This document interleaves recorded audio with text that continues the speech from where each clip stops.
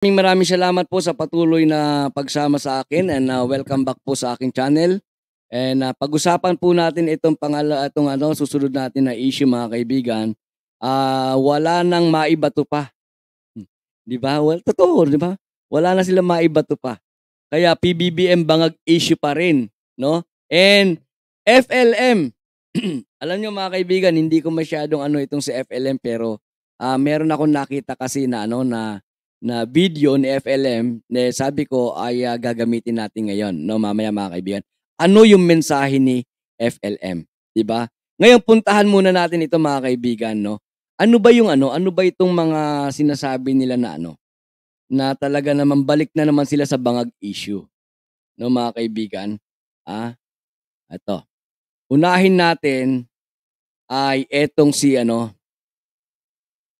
unahin natin mga kaibigan ay etong si Badoy. 'Di ba? Kaya nga nandiyan siya sa thumbnail natin, eh, 'di ba? Kasi kagabi ay may nag-forward sa atin nito, okay? 'Yan. 'Yan natin, 'no? 'Yan, okay? Oh. Ang sabi dito mga kaibigan, pahayag po nitong si Badoy, no mga kaibigan, mental condition ni Bongbong Marcos Jr. nakakabahala na. 'Di ba? Nakakabahala na raw po mga kaibigan as per Dr. Badoy, no? Yung medical condition, mental condition daw ni Bongbong Marcos Jr. ay nakakabahala na. Bakit niya nasabi to mga kaibigan? 'Di ba? Ayan, no? Mental condition ni Bongbong Marcos Jr. nakakabahala na. Dr. Badoy, July 12, 2024. Kailan lang yan mga kaibigan, 'di ba? Bakit nasabi or paano nasabi nitong si Badoy mga kaibigan na nakakabahala na raw etong mental condition nitong si Bongbong Jr. no mga kaibigan. Ito, okay? Ito. Basahin natin mga kaibigan yung sinabi ni Badoy, di ba? Sabi niya, nakikita niyo na ba? Lakyan natin ng konti. Yan. Yan, para kita na. Yan, di ba? Oh. Sabi niya mga kaibigan, mental condition ni Bongbong. Hindi pa rin, sabi ni Badoy, hindi pa rin humuhupa ang pagkabahala ng publiko sa issue ng paggamit at maaaring pagkalulong sa illegal na droga ni Pangulong Bongbong Marcos Jr. Buti naman nabanggit niyang Pangulong Bongbong Marcos Jr., di ba? Sabi niya mga kaibigan, hindi pa rin daw humuhupa ang pagkabahala ng publiko. Parang alam ko wala na eh. Di ba? Mainit pa ba at umuugong pa ba sa public mga kaibigan, sa publiko yung usapin ng bangag? Di ba? Parang wala na, parang sa kanila na lang no? Parang doon na lamang sa organisasyon o sa grupo nila umiikot yung yung issue tungkol sa sa bangag issue na yan, di ba mga kaibigan? O paano nasabi ito ni Badoy? Sabi niya rito, matatandaang dawit ang pangalan ng Pangulo nang mag-viral, mag-viral daw. Mag-viral sa social media ang Philippine Drug Enforcement Agency or PDEA pre-operation report noong 2012 kung saan makikita ang kanyang pangalan. Oh, ito Ito mga kaibigan, diretsahan na tong salita. 'Di ba? Sayang yung pagkadoktora mo eh, 'di ba? Sayang ang pagkadoktora mo. 'Di ba? Alam niyo mga kaibigan, ang isang tao na pag sinabing doktora yan, 'di ba? Doktora yan, abogado yan, 'di ba? Katulad ng nung last na content natin do, may umalma, 'di ba? Na abogado raw yung ating pinag-uusapan, kinakailangan attorney raw kaya kinakailangan mag-ingat daw tayo. 'Di ba? Alam niyo mga kapagka ang isang tao ay merong nakalagay doon sa kanyang pangalan na attorney, doktor, 'di ba? Matalino yan eh. At kapag ka sinabing matalino, hindi lamang po basta matalino, 'di ba? na sinabi na matalino kayo. Hindi, di ba mga kaibigan? Ginagamit nila yung kanilang katalinuhan. Paano ba yung tamang paggamit ng katalinuhan, mga kaibigan? Hindi lamang po yan. Kumbaga, nagre-research yun. Di ba sabi niya, viral sa social media. Nakita sa pre-operation report noong 2012 ng PIDEA, yung PIDEA leak, no, mga kaibigan, nakita raw ang pangalan ni Bongbong Marcos, no, mga kaibigan. Oh. Pero hindi ata nanonood etong si di ba? Hindi ata nanonood etong si Doktora Badoy. Di ba, mga kaibigan? Kung ating matatandaan etong PIDEA leak, mga kaibigan, no, ay napag-usapan ito sa Senate, sa Senado, di ba? Nagkaroon ng committee hearing tungkol dito. Di ba, mga kaibigan? Oh. Baka sakaling hindi alam o nalimutan ni Badoy, no, mga kaibigan, no, na wala naman napatunayan do sa committee hearing. Di ba? Sino ba yung head ng committee na yun, mga kaibigan, di ba? Kaalyado nila. Di ba? Sanggan dikit ni Duterte. Di ba? Kaibigan din nila Dr. Badoy. Di ba? Sino yon? Si Mr. Clean. Sino si Mr. Clean? Si Bato. Di ba? Si Senator Bato de la Rosa. Oh, nakita ninyo kung paano ginawang circus yung pagdinig dito sa PIDEA leak sa Senado, di ba, mga kaibigan? Pag merong binanggit na bagong pangalan, ipatawag. Di ba? Hanggang sa tumagal. Pero walang napatunayan. Tinapos na lang ng ganon-ganon. Di ba? Oh. Pero ito ngayon ang pinagbabasihan ni Badoy, mga kaibigan. Pinagbabasihan ng doktorang si Badoy na viral daw sa social media dahil nabanggit daw ang pangalan ni Bongbong Marcos Jr. doon sa pre-operation report noong 2012, di ba? Kaya nga sabi niya, mga kaibigan, dito ay hindi pa rin humuhupa. Yun lang kapalpakan ng committee hearing sa Senado. Talagang nadala na ang taong bayan, kaya humupa na, di ba, mga kaibigan? Pero saan na lang hindi humuhupa yung issue tungkol sa paggamit ng ipinagbabawal na gamot, mga kaibigan, ng ating mahal na Pangulo, di sa isipan na lang nila.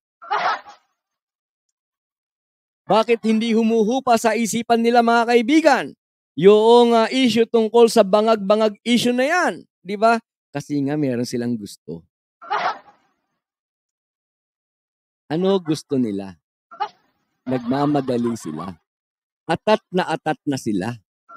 Saan sila atat na atat? Alam nyo, mga kaibigan, sa totoo lang, meron nakapagbulong sa akin.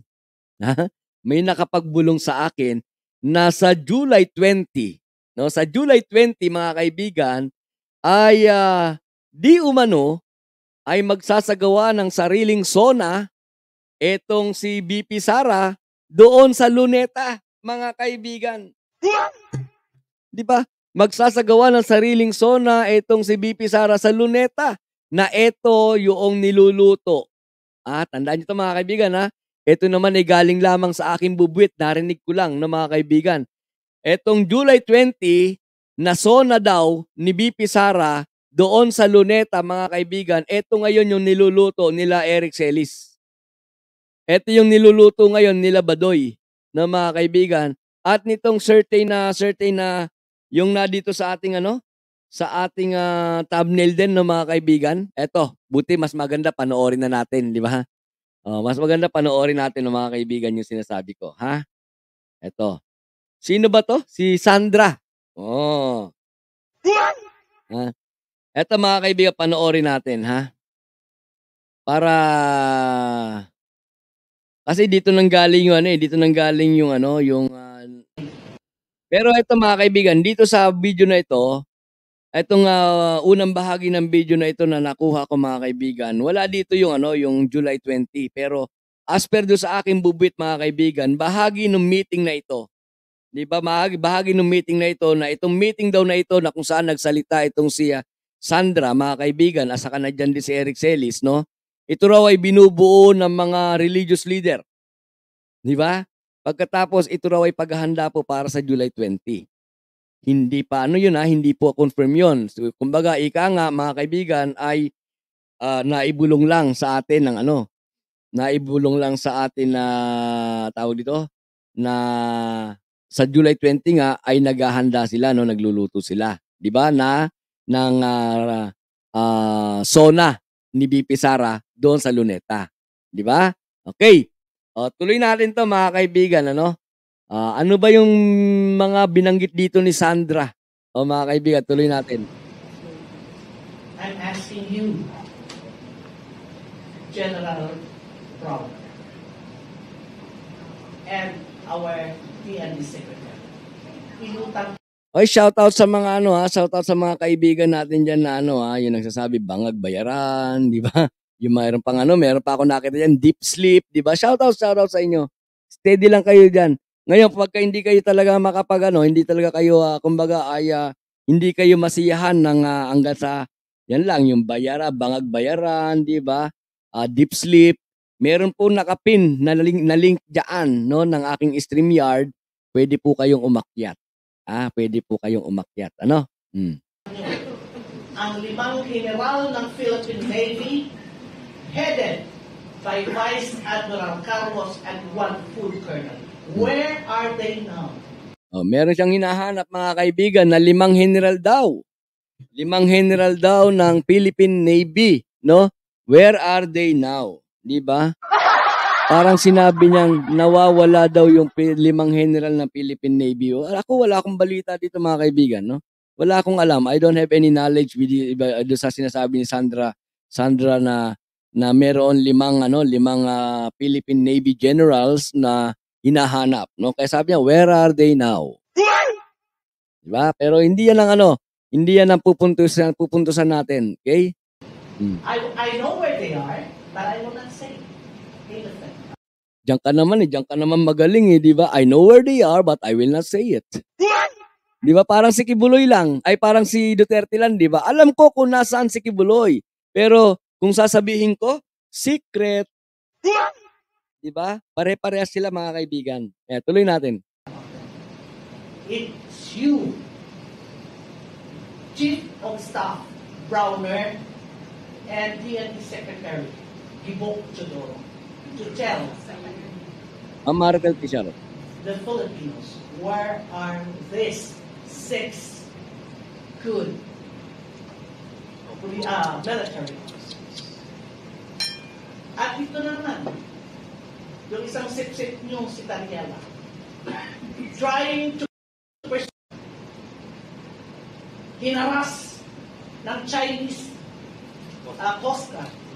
Ito mga kaibigan, ito maganda rin diba? Meron daw ano, yung mga Pilipino na alam niyo 'yun no mga kaibigan na napabalita na kumbaga ay niligtas no ng Philippine Coast Guard, 'di ba? Pero sa kwento dito ni Sandra, na sabi nga ni Max Ilarde ay Sandra scam, 'di ba? Ibang kwento naman no mga kaibigan, ibang kwento. Okay, ano yung kwento niya?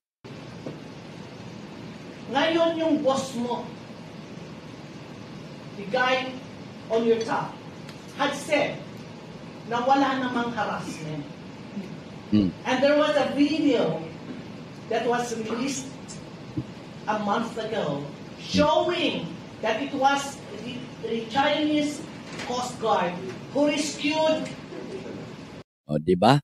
Ang nag-rescue daw sa mga Pilipino ay Chinese Coast Guard. Hindi naman daw ang Philippine Coast Guard. Hindi sila maka-China, mga kaibigan. Ito nililinaw ko lamang po. Etong meeting na ito ay meeting po ng mga grupo na hindi po maka-China. Kaya nga, kung kondinahin na lamang nila yung mga chief natin sa ating sa ating mga kasundaluhan sa Philippine Navy, sa Philippine Coast Guard, 'di ba? Ganun na lang. 'Di ba? Na sinungaling daw at sabihin na na Philippine Coast Guard ang nagligtas. Hindi daw, no, kundi ay meron daw video na nagpapakita po na ang nagligtas, no? Doon sa mga Pilipino mga kaibigan, ay walang iba kundi ang China. So hindi po sila maka-China. Nililinaw po yun mga kaibigan ha. Itong meeting na ito ay meeting po ng mga grupo na hindi po maka-China. The fishermen. Wala doon ng Philippine Coast Guard ng vessel on that area. Ngayon, gusto na naman ni Gibo at ni Anyo. Wala kaya rin si Anyo. General Anyo. We're friends before. It was President Duterte who made you. Asan ka ngayon? Sabihin mo ba na dapat mag-apologize or change yung boss. O Anyo, Secretary Anyo, dapat may utang na loob ka kasi wala ka kasi utang na loob eh. Sabi ni Sandra, ang gumawa daw sa'yo ay si Duterte. Yan ang Duterte style na mga kaibigan. Magpatanaw ng utang na loob. Utang na loob. Utang na loob ng mga Pilipino kay Duterte. Yung pagbabago na maraming pinatay. Kung hindi dahil kay Duterte, walang patayang nangyari. Kaya utang na loob nyo yan, mga kaibigan. Ganyan ang mga Duterte. Ganyan itong mga Duterte group, mga kaibigan, na talaga namang nag-uusap-usap. 'Di ba? Nagmamadali, mga atat na atat. 2 taon pa lang si PBBM. Atat na kayo. Tariela ngayon, na ang totoo lang naman ang sila. Luis Ibasco. Ang video cannot deny. Ang video ay Ang video daw ay the video cannot deny, mga kaibigan. Pero bakit pagka pabor na pabor ang video para sa administrasyon, pabor na pabor ang video para sa gobyerno, nakikita yung mga video, maraming magagandang ginagawa ang ating Pangulo, bakit hindi nyo matanggap? Pero isang video lang yung nakita ninyo na sinasabi ninyo na ang sumagip doon sa mga Pilipino ay mga China, the video cannot deny. Tapos gusto nyong paniwalaan namin na nagsasabi kayo ng totoo? Gusto nyong paniwalaan namin kayo na mula po sa puso at isipan ninyo, hindi galing sa pulso ng bulsa yung mga pinagsasabi ninyo? Huwag kami. Diba? Huwag kami. Tuloy natin. Videos cannot lie. Like what this Bangag government is. Dito na, pumasok na yung Bangag government, mga kaibigan. Marami tayong mga videos yan. Diba nakita niyo yan? Nakita niyo mga kaibigan kung paanong etong si Sandra, talaga namang gayahin si PBBM pa. Ganon, di ba? Videos cannot lie. Like what this Bangag government is. Marami tayong mga videos yan. Di ba? Sayang, sana nahipan na lang masamang hangin. Pag gano'n niya, hindi na bumalik. Di ba? Yung pag gano'n, hindi na bumalik. Sayang naman, no? Nahipan sana masamang hangin. Di ba, mga kaibigan? Tuloy. Kahit ano pang sabihin. Again, ito, uulitin ko. President Bongbong Marcos. Kung gusto mo talaga na maging klarado sa mga Pilipino, na hindi totoo yung itinatapon sa iyo. Ito na, sabi niya, PBBM, kung gusto mo talaga na maging klaro sa mga Pilipino na hindi totoo yung mga itinatapon sa iyo na ano? Then, I think this is high time for you to have Mm. your drug test. Mm. Yun, magkaroon na rin ng drug test, mga kaibigan, gamit yung buhok, no, mga kaibigan, di ba? So, ibig sabihin, mga kaibigan, sa haba-haba ng kwento, nitong si Sandra, no, mga kaibigan, nauwi pa rin sa bangag. Di ba? Nauwi pa rin sa bangag, mga kaibigan, no, yung kanyang pinupunto, di ba? Ngayon, eto na, mga kaibigan, di ba? Eto na, etong mga Duterte group, di ba? Like Eric Celis, Badoy, Sandra Scam, di ba? Ito yung mga Duterte group na bumubuo na talaga ng mga nag-iingay ngayon, di ba? Nang sabi nga natin, atat na atat sila ngayon. No, mga kaibigan, atat na atat sila. Gustong-gusto nila na matapos na ang termino ni PBBM. Di ba? Naipaliwanag ko na kanina. Di ba? Yung mga dalawang possibility lang kung bakit gusto nila mawala na si PBBM. Kasi meron silang mga kalokohan pinagtatakpan. Natatakot sila, mga kaibigan, na pag tumagal pa si PBBM, lahat ng mga kalokohan nilang naglalabasan na ngayon, mapapanagot pa sila. Di ba? Kaya nagmamadali sila, atat na sila. Di ba? O eto ngayon, mga Duterte group, makinig kayo ngayon, no? Makinig kayo ngayon dito sa di ba? Sabi ko nga sa inyo kanina, I have nothing, kumbaga wala akong masyadong kaalaman tungkol po dito kay FLM, di ba? Kasi di ba sabi na Peking Marcos, ganyan, scammer, di ba? Ang daming ganyan mga vlogger no na nagsasabi na tungkol dito kay FLM, di ba? Pero alam niyo mga kaibigan, meron akong nakitang video, no? Meron akong nakitang video, mga kaibigan, which is sabi ko magandang i-share sa inyo. Di ba? Magandang i-share sa inyo dahil ito, mga kaibigan, ay panawagan na rin. Di ba? Panawagan na rin para sa mga Duterte group. No? Sa mga Duterte group, mga kaibigan, ito. Pakinggan natin yung mensahe nitong si FLM. Ito. Lahat ho ng administrasyon sinuporta. Ulitin natin mga kaibigan. Personally, lahat ho ng administrasyon sinuportahan ko. Yung kay Pinoy, yung kay Pangulong Duterte, yung inabot ko nung nagsimula akong bumoto, sinuportahan ko. Bakit o? Binoto natin sila. May isip naman tayo. Tama naman, di ba? Sabi ni FLM sinusuportahan niya lahat ng mga ibinoto nila. Kasi ibinoto niya di ba? Ang masama, mga kaibigan, no? Ibinoto nyo tapos ayaw niya suportahan. Di ba? Tuloy pa natin. Eva, shoutout, Eva. Tunayan ng gobyerno yung kanyang pangako, di wag na natin iboto hanggang ikapitong salin lahi nila pagdating sa susunod na eleksyon. Pero wag natin batikusin. Di ba? Kung halimbawa, hindi magawa ng gobyerno yung kanilang ipinangako, di ba? Ano sabi ni FLM? Di wag na, sa susunod, wag na natin iboto yung hanggang sa ikapitong salin lahi nila natatakbo pa sa politika.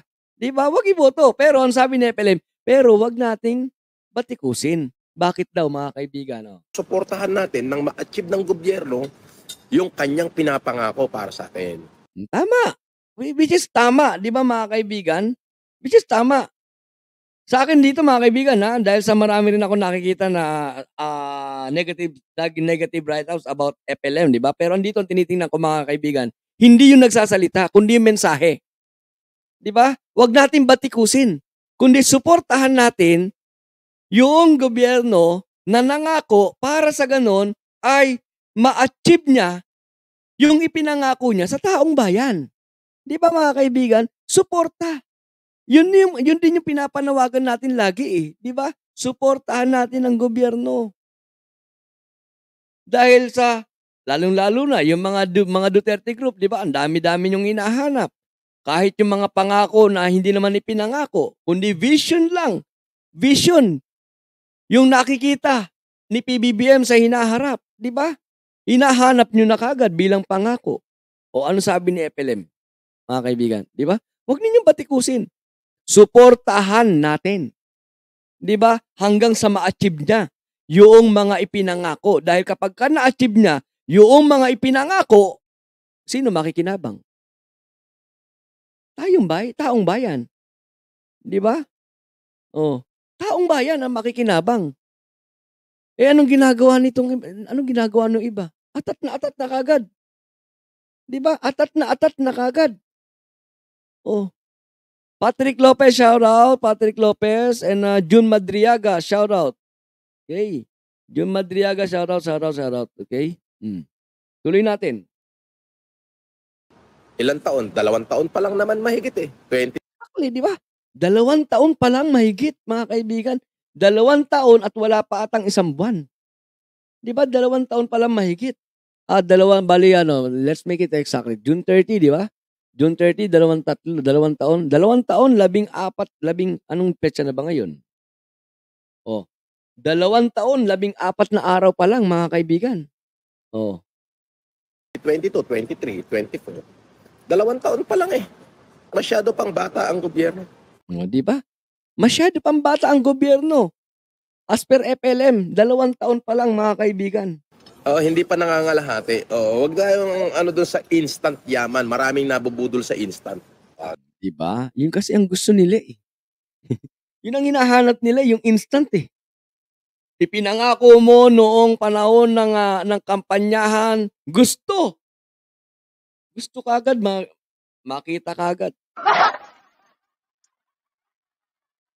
Diba? 2 taon pa lang, mga kaibigan, bata pa. Sabi nga ni FLM, bata pa ang gobyerno. Diba? Sabi nga nung iba, katatapos lamang sa honeymoon stage ang gobyerno. Diba, mga kaibigan? Tuloy. Bigyan natin, yung pangako. Tingnan natin kung magawa nila hanggang sa matapos. Tingnan natin kung magawa nila hanggang sa matapos, sabi ni FLM, di ba? Ngayon, kung hindi magawa, anong dapat gawin? Kasi instead na mangangaw tayo, di magsipag na lang tayo sa ating mga sarili.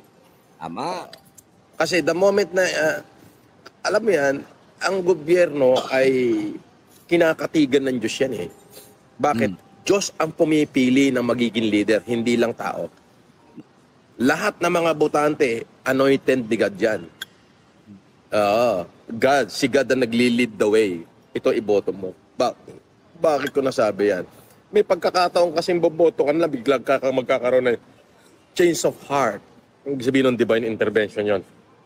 At naniniwala ako na hindi ka pwede maging presidente pagka hindi ginusto ng Diyos. So ginusto ng Diyos na magkaroon tayo ng ganyang presidente. Ang gobyernong kasalukuyan ay kilaob ng Diyos yan. So tingnan natin.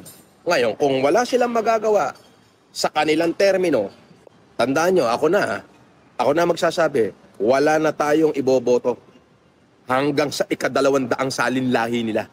Bakit? Hindi sila karapat-dapat. Ganun lang yun. Ako.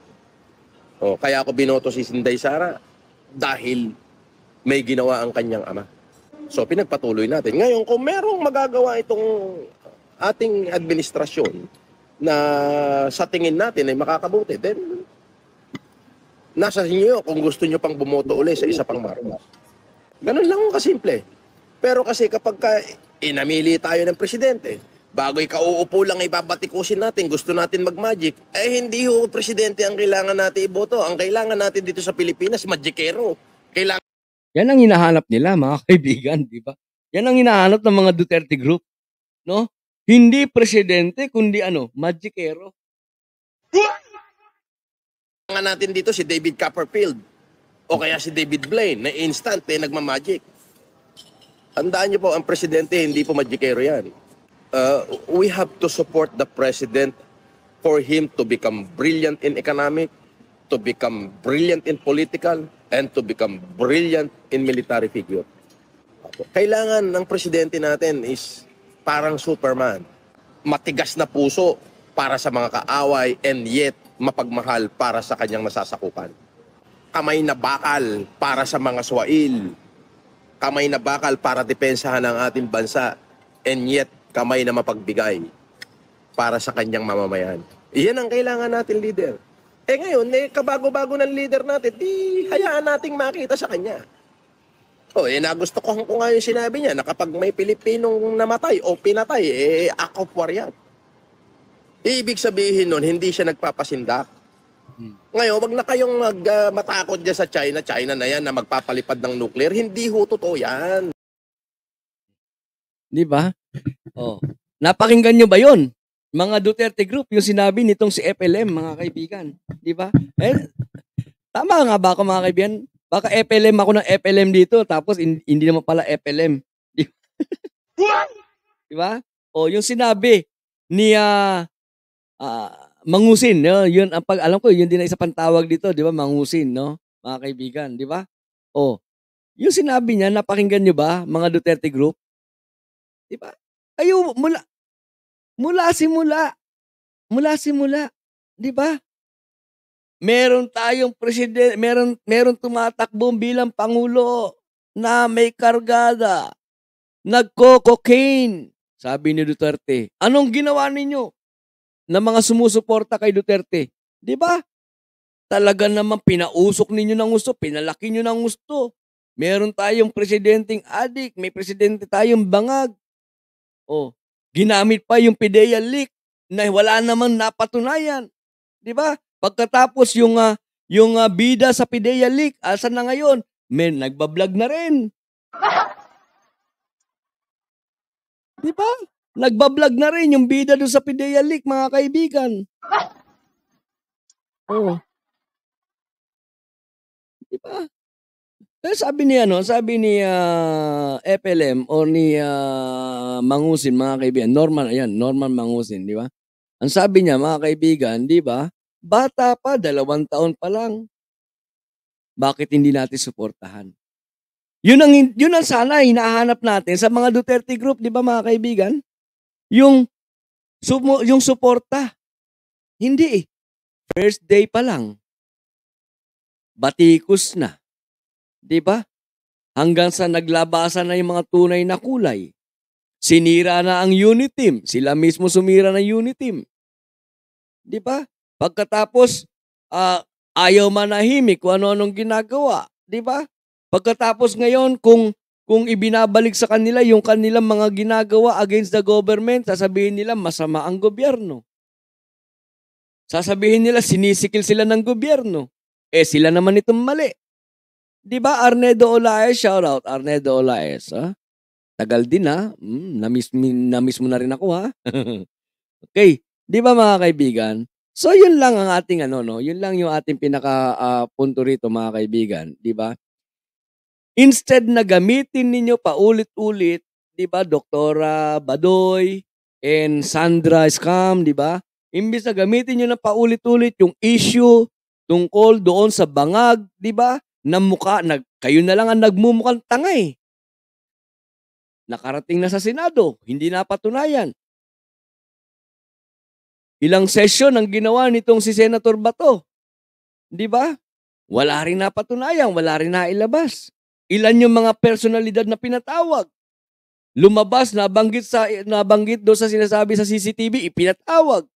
Nung tinanong, walang alam. Di ba? Oo. Hindi napatunayan. Walang napatunayan. Ngayon, tahimik na. Huwag ninyong paingayin uli. Di ba? Bakit? Kasi habang pinapaingay at binubuhay niyong muli, kayo, uulitin ko, kayo ang nagmumukhang tanga. Kayo nagmumukhang tanga, mga kaibigan. Di ba? Oh. So, kung meron po kayong komento o additional na impormasyon or karagdagang reaksyon dito sa napag-usapan natin, mga kaibigan, tungkol sa bangag issue, di ba? At doon sa naging mensahe din ni FLM or ni Mangusin, di ba, mga kaibigan, para doon sa mga bumabatikos sa kasalukuyang administrasyon, ay please don't forget, wag po kayong mag-hesitate na mag-comment dyan sa comment section sa baba.